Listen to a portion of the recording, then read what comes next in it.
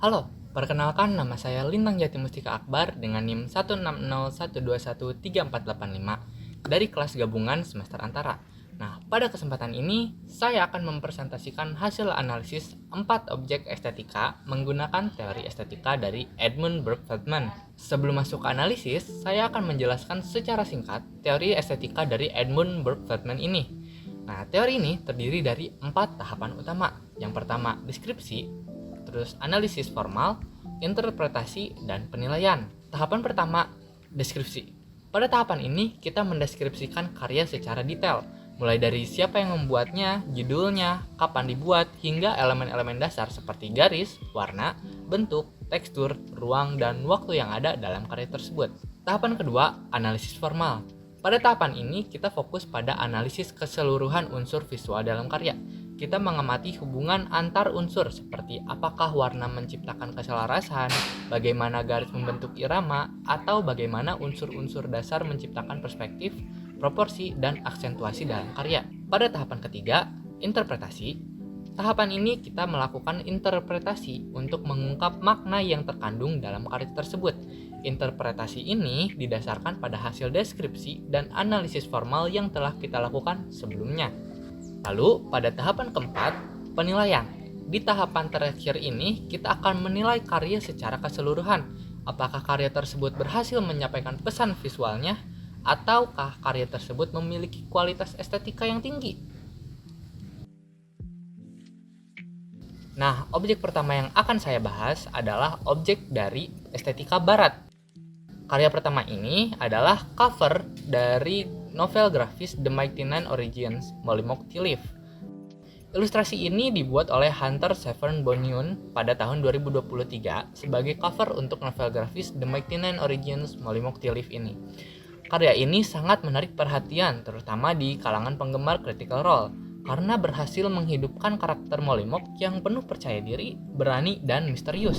Garis-garis pada karya ini tajam dan tegas, menciptakan detail yang kuat pada pakaian dan latar belakang.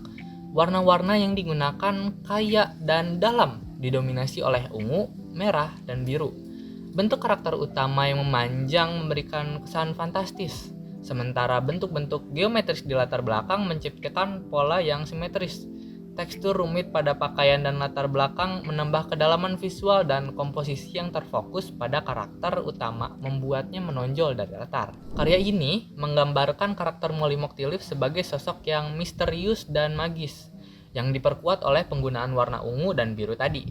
Nah, garis-garis tegas dan bentuk memanjang menunjukkan kekuatan dan kepercayaan diri, sementara pola geometris di latar belakang mencerminkan dualitas karakter.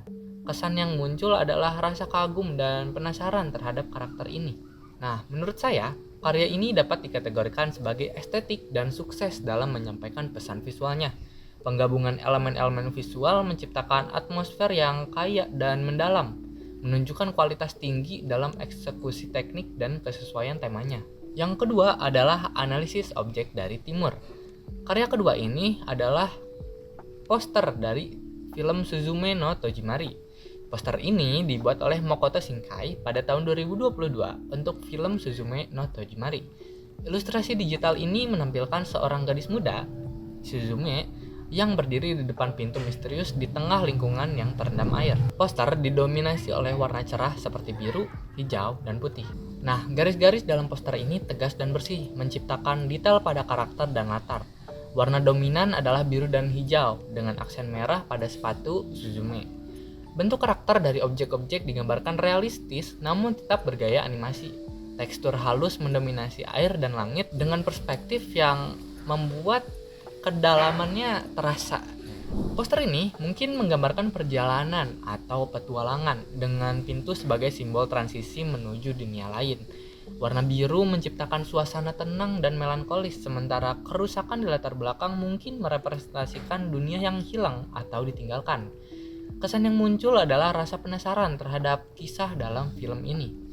Poster ini berhasil sebagai karya estetika, menciptakan suasana misterius dan melankolis yang cocok dengan tema film.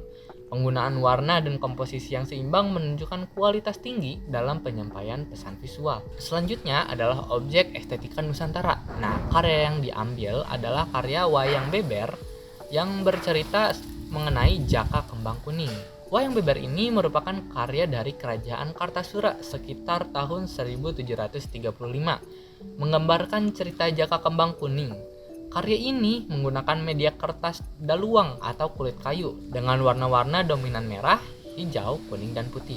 Garis-garis dalam karya ini organik dan dekoratif, menciptakan detail rumit pada pakaian dan latar.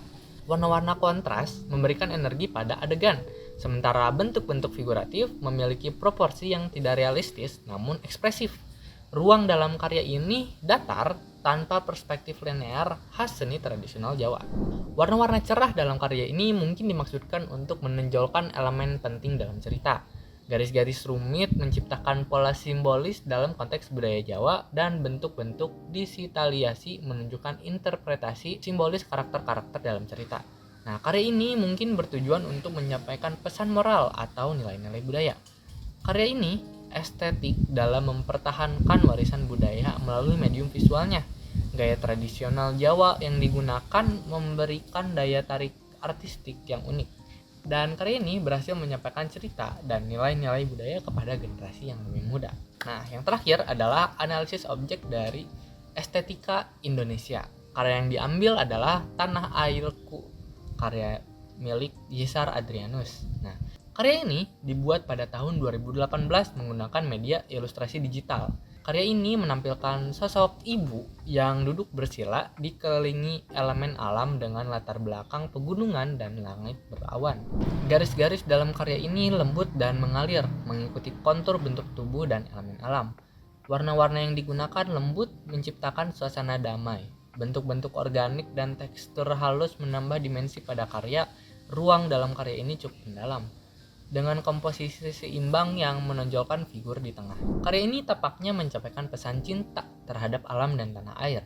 Garis lembut dan bentuk organik memperkuat kesan alami, sementara warna-warna lembut menekankan hubungan manusia dengan alam. Karya ini estetik dan berhasil dalam menyampaikan pesan harmoni antara manusia dan alam. Kombinasi elemen-elemen visual yang harmonis, warna lembut, dan komposisi seimbang menjadikannya karya yang tidak hanya menarik secara visual, tetapi juga bermakna. Demikian presentasi saya tentang analisis 4 objek estetika yang telah saya pilih. Semoga bermanfaat buat kalian semuanya. Terima kasih atas perhatiannya. Bye-bye.